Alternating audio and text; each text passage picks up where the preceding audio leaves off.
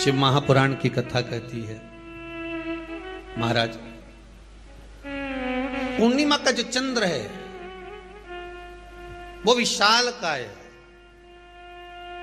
और उस चंद्र की पूर्णता में हमारी अभिलाषाएं भी पूर्ण हो। आप आस्था चैनल के माध्यम से जितने लोग कथा सुन रहे हैं, फेसबुक यूट्यूब पर जितने कथा सुन रहे हैं और कुबेरेश्वर धाम में जितने कथा सुन रहे हैं, आप में से कितने लोग हैं जो पूर्णिमा का व्रत करते हैं? जो माताएं करती हो जरा हाथ उठाइए। पूर्णिमा का व्रत जो करती है, करते हो ना आप लोग? रखिए याद। अब पूर्णिमा के व्रत में आपने कई बार किताब पढ़ी होगी पूर्णिमा की, या आपने व्रत किया होगा, या पूर्णिमा का व्रत आप धारण करे होगे, तो उसमें पूजन कौन से भगवान की होती है? पूर्णिमा के व्रत में किस भगवान की पूजन होती है? तो कहा पूर्णिमा के व्रत में केले के खंभ लगाकर पूर्णिमा का जो अध्यापन होता है, पूर्णिमा की जो पूजन होती है, उस पूजन में शंकर और पार्वती की पूजन की जाती है, शिव और नारायण की पूजन करी जाती है, शंकर और पार्वती का स्मरण किया जाता है। किसकी पूजन होती है? शिव पार्वती।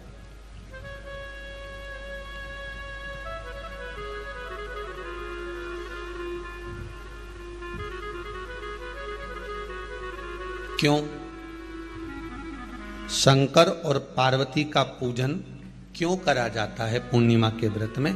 क्योंकि शिव और माता पार्वती ही केवल एक ऐसे हैं जिन्होंने अपूर्ण लक्ष्मी को भी पूर्ण बना दिया था। किसको पूर्ण बनाया है? लक्ष्मी।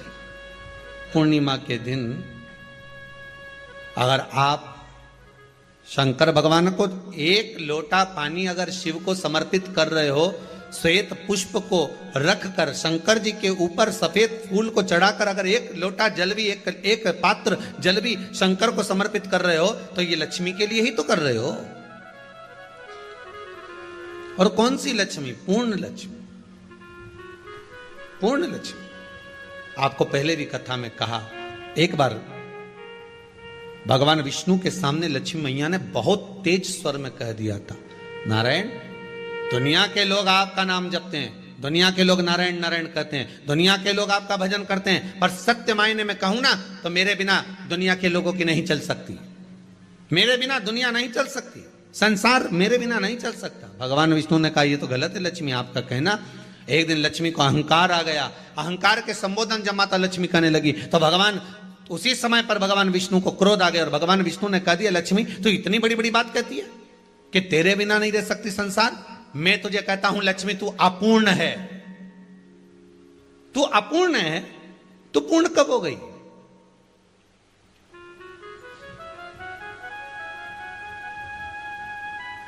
तेरी पूर्णता कहां हो गई? लक्ष्मी की आंख से आंसू बहने लगे। आज आपने मुझे अपूर्ण कहा है। आपको मालूम है आप मुझे अपूर्ण कह रहे हो? आपको यह ज्ञात हो रहा है आप मुझे अपूर्ण कह रहे हो? भगवान कहते हैं, हाँ लक्ष्मी, मैंने तुझे अपूर्ण कहा है। अपूर्णता का मतलब आप जानते हो ना? भगवान कहते हैं, लक्ष्मी मैं सब जानता हूं। लक्ष्मी रोती हुई माता सरस्वती के पास पहुंच गई। सरस्वती ने पूछा, क्या बात है लक्ष्मी, क्यों रो रही हो? लक्ष्मी जी ने कहा, क्या बताऊं सखी, मेरे पति ने आज मुझे अपूर्ण कह दिया है। तो क्यों रो रही है तू? अपूर्ण अगर कह दिया, पति ने ही तो कहा है ना, तो क्यों रोना? चल मेरे साथ में। और सरस्वती मैया माता लक्ष्मी को लेकर सीधे पहुंच गई माता पार्वती के यहां। माता पार्वती के यहां जब पहुंची है, माता पार्वती ने लक्ष्मी जी को देखा और सरस्वती को देखा तो पूछा कि बात क्या है, क्या हो गया ऐसा, क्या हुआ, क्या है ऐसा जो तुम दोनों आज मेरे पास में आई? क्या हुआ?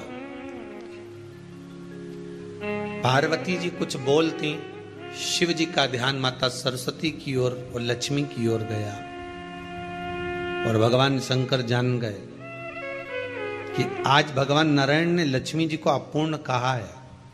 अब देखें माता पार्वती क्या कर सकती है, इसको पूर्ण बनाने के लिए करेगी क्या? क्या हुआ? माता सरस्वती जी बोली, लक्ष्मी को अपूर्ण कह दिया। अपूर्ण कह दिया? हाँ, तो क्या सोचना उसके लिए? इसको मैं अभी पूर्ण बना देती हूं। माता जगत जननी पार्वती ने गोदी में विराजमान गणेश जी को उठाया और उठाकर लक्ष्मी जी की गोद में दे दिया। ले लक्ष्मी, आज से तू पूर्ण हो गई।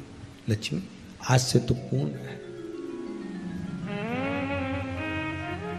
गोदी में जब तक संतान नहीं है तो नारी को लोग अपूर्ण समझते हैं, पर माता पार्वती जी ने संपूर्ण ब्रह्मांड में एक सिद्धता प्रदान कर दी कि अपने गोदी के लाल को, अपने गोदी के पुत्र को माता ने लक्ष्मी की गोद में देकर लक्ष्मी को पूर्ण बना दिया। वो दिन कौन सा था? पूर्णिमा का दिन था। पूर्णिमा के कितने व्रत होते हैं? बोलते जाओ, जरा जल्दी जल्दी बोलो। पूर्णिमा के नारियों को, स्त्रियों को अखंड सौभाग्य के लिए, जो नारी वैधव्य नहीं होना चाहती है, उस नारी को पूर्णिमा के कितने व्रत करना चाहिए? जिस नारी के यहाँ संतान नहीं हो, औलाद नहीं हो, उसको पूर्णिमा के कितने व्रत करना चाहिए? जिस नारी का पुत्र, पति बहुत बीमारी से ग्रसित हो, लग रहा हो कि ये मेरा बेटा बहुत बड़ी बीमारी में घिरा हुआ है, तो नारी को कितने व्रत करना चाहिए? स्वयं भगवान कृष्ण ने माता यशोदा को द्वापर में भी बताया है कि पूर्णिमा के 32 व्रत होते हैं। कितने व्रत होते हैं? 32।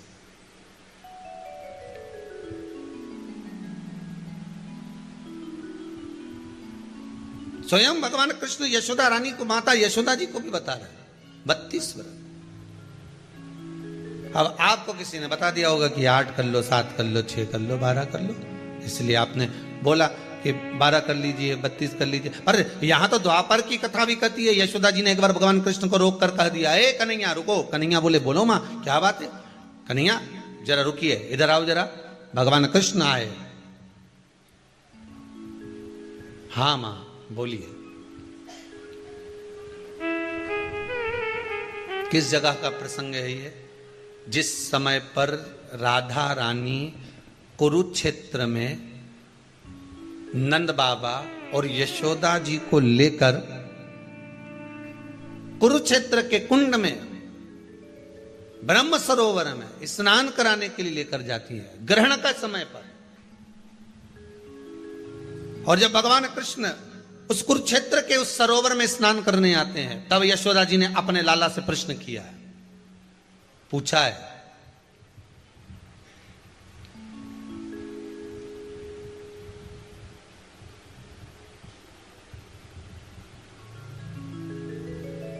कि नारी वेधव्य होकर ना मरे।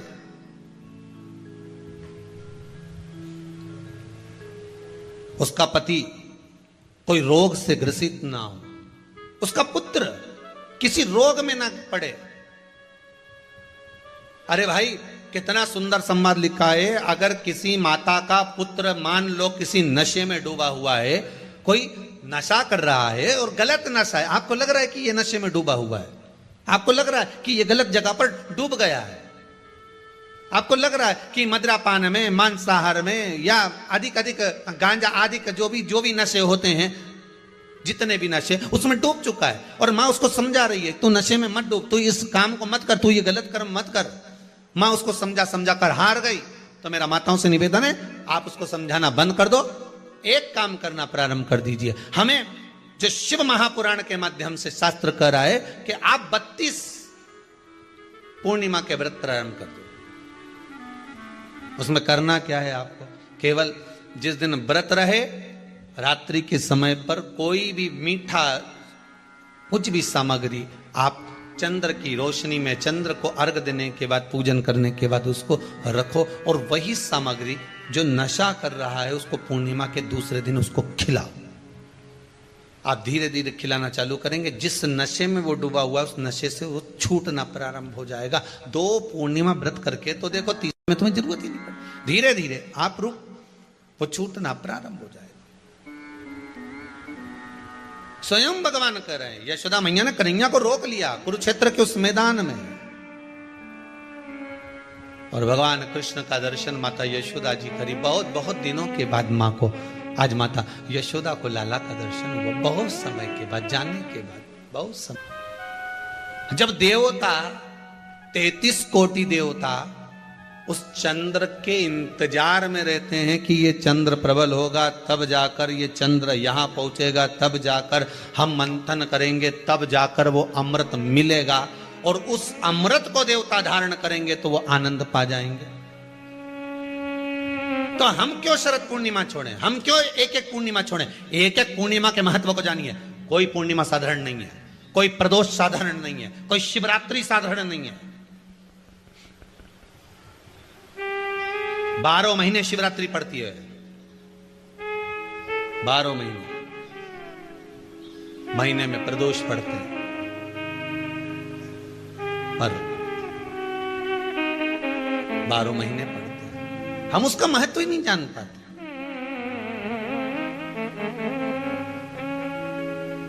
कौन से प्रदोष पर क्या करना है, कौन सी पूर्णिमा को क्या धारण करना है, कौन सी शिवरात्रि पर।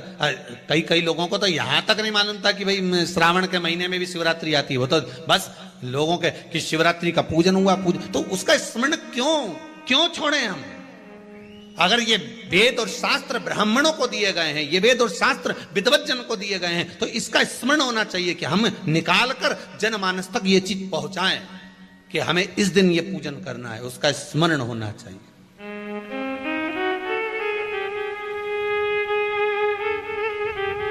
और वो सुख देने वाला। भगवान कृष्ण से यशोदा जी ने पूछा तो भगवान कृष्ण ने कहा, मां, पूर्णिमा का व्रत अगर नारी 32 पूर्णिमा धारण कर लेती है तो वो नारी बेधव्य होकर नहीं जाती।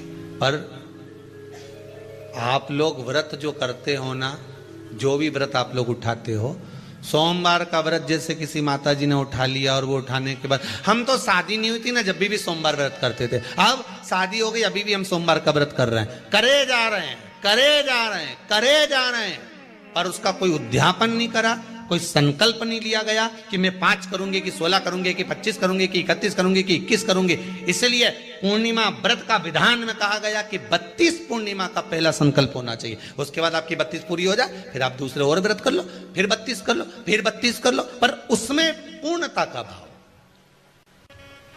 अभी तक किसी के सोमवार और गुरुवार और शुक्रवार के व्रत ही पूर्ण नहीं हुआ, अभी तक चल रहा है, अभी तक चल रहा है। हम तो सोमवार का व्रत करते हैं, हम तो शनिवार करते हैं, अब शनिवार करते करते 4 साल हो गए, 6 साल हो गए, 5 साल हो गए।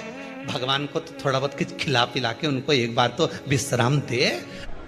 ये जितनी पूर्णिमा के व्रत हैं, जितने 12 महीने जो पूर्णिमा पड़ती है, पूनम पड़ती है, ये भले दुनिया के लोग कहते हैं कि ये भगवान राधा और कृष्ण से संबंध रखते हैं, सीता राम जी से संबंध रखते हैं, राम और कृष्ण से संबंध रखते हैं, पर इनका यदि सही संबंध समझा जाए, इनके सही संबंध का यदि स्मरण करा जाए, इनके सही संबंधों का यदि वर्णन किया जाए, तो शिव और चंद्रमा के जो मिलन का केंद्र बिंदु है वही पूर्णिमा है।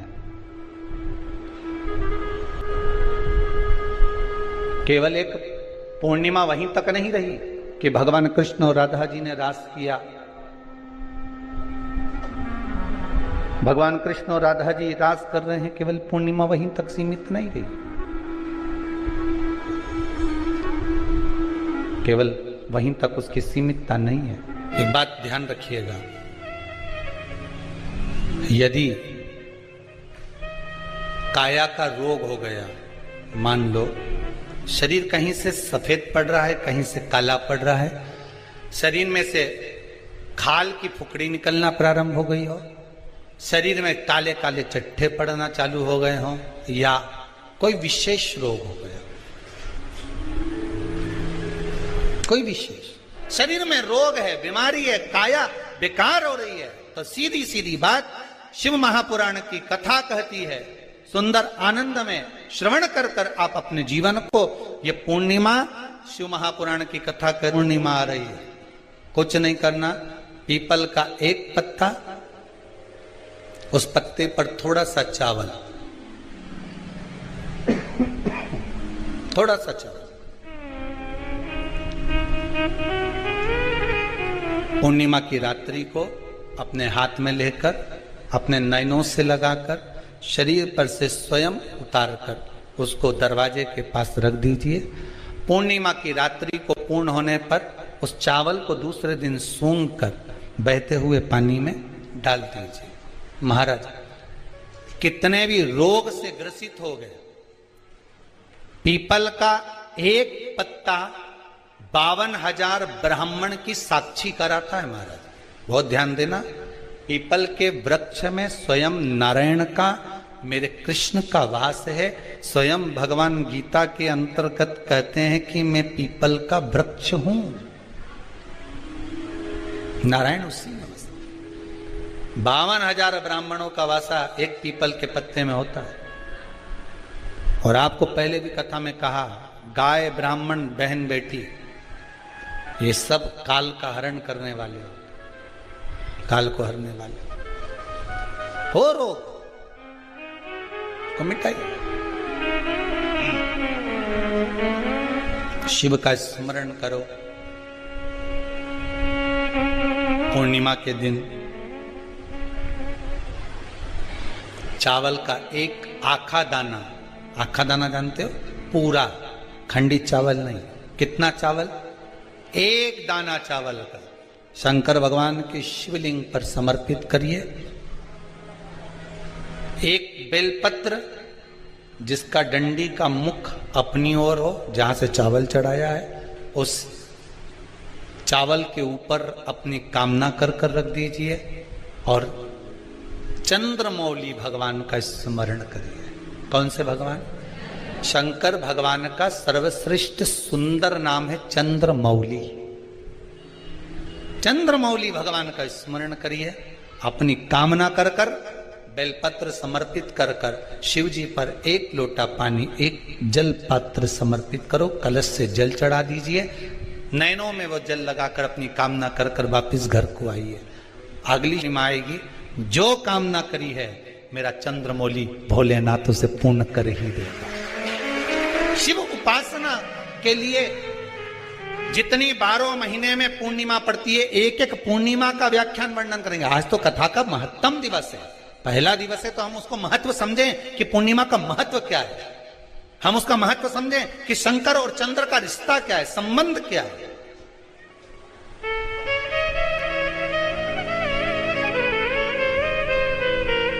भगवान ने जितनी पूर्णिमा बनाई है, जितने नक्षत्र बनाए, जितनी घड़ी बनाई, जितना पल बनाया, जितना समय बनाया, ये शंकर भगवान ने जो बनाया ये गलत नहीं बनाया, श्रेष्ठता के लिए बनाया, जग के उद्धार के लिए, संसार के उद्धार के लिए बनाया। अब उसका प्रयोग आप करें ना करें या आपके ऊपर है।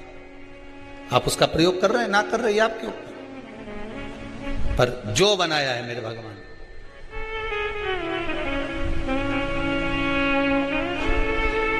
शिव देने। हर हर महादेव। हमारे चैनल पे आप सभी का स्वागत।